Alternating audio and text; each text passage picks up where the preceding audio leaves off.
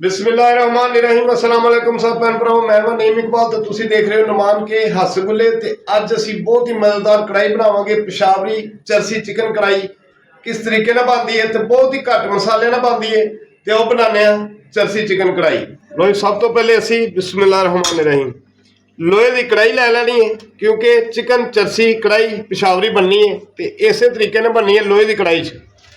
एक कप असी लैना घ्यो का बिस्मिल्लाहिर्रहमानिर्रहीम, अद्धा चम्मच नमक का यह भी पा देना है तो मिक्स कर लेना है।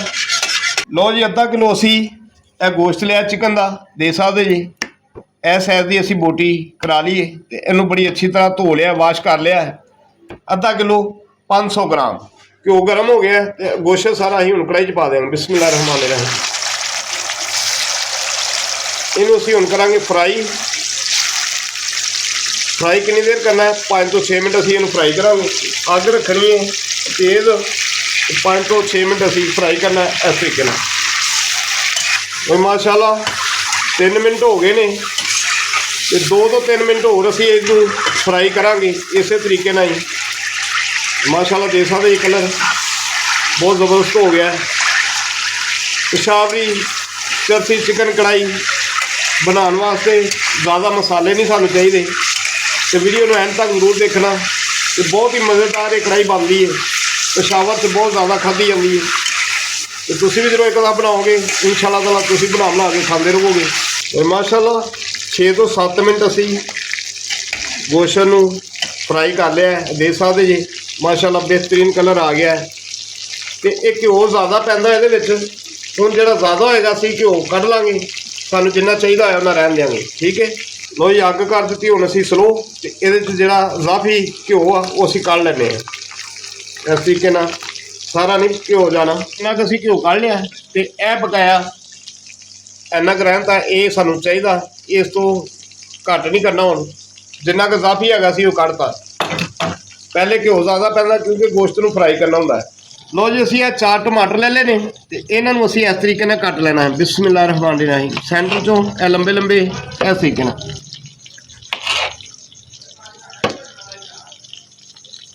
सारे टमाटर इस तरह कट लेने ने। लो टमाटर असी सारे उत्ते लाते ने तो 1.5 चम्मच असी पाना है लसन अदरक का पेस्ट इस तरीके नाल 1.5 चम्मच लसन अदरक का पेस्ट।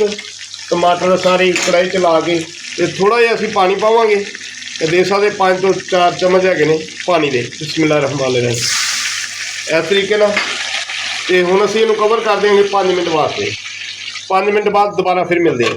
वो 5 तो 6 मिनट हो गए तो टमाटर देख सकते जे सॉफ्ट हो गए ने तो हुण इन्हां दा असी छिलका उतार लाँगे यह सानू नहीं चाहिए इस तरीके नाल। तो छिलका असी सारे टमाटरां को इस तरीके नाल रोटियां वाला जिहड़ा चिमटा हुंदा उहदे नाल असी ला लेना है इस तरीके नाल। सुभान अल्लाह देख सकते जी सारे टमाटरां तो असी छिलका उतार लिया है। हुण असी दोबारा मिक्स करांगे बिस्मिल्लाहिर्रहमानिर्रहीम। एक कड़छे दे नाल जिहड़े टमाटर मिक्स नहीं हो रहे उन्होंने इस तरीके नाल मिक्स कर लांगे दबा के इस तरीके नाल।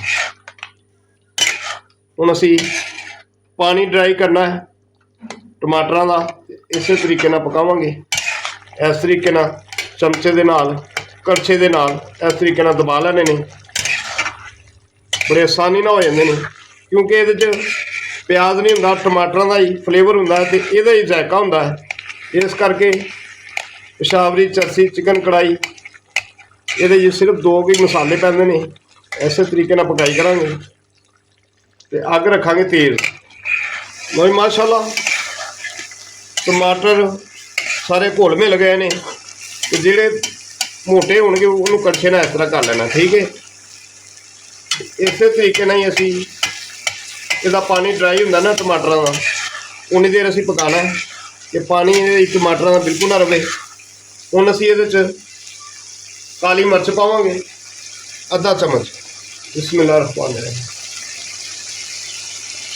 कोई ये सुरख मिर्च नहीं जानी ब्लैक मिर्च कुटी हुई इनू आप कुट के पाना तो बहुत ही ज़बरदस्त जायका आएगा। बहुत ही मज़ेदार कढ़ाई बनेगी सुभान अल्लाह, बहुत अच्छी खुशबू आ रही है। चरसी कढ़ाई बन रही है ना, ऐसे तरीके से बनाना। सुभान अल्लाह। तो देख सकते जे पानी ड्राई होता जा रहा है तो घ्यो उत्ते आना शुरू हो गया है।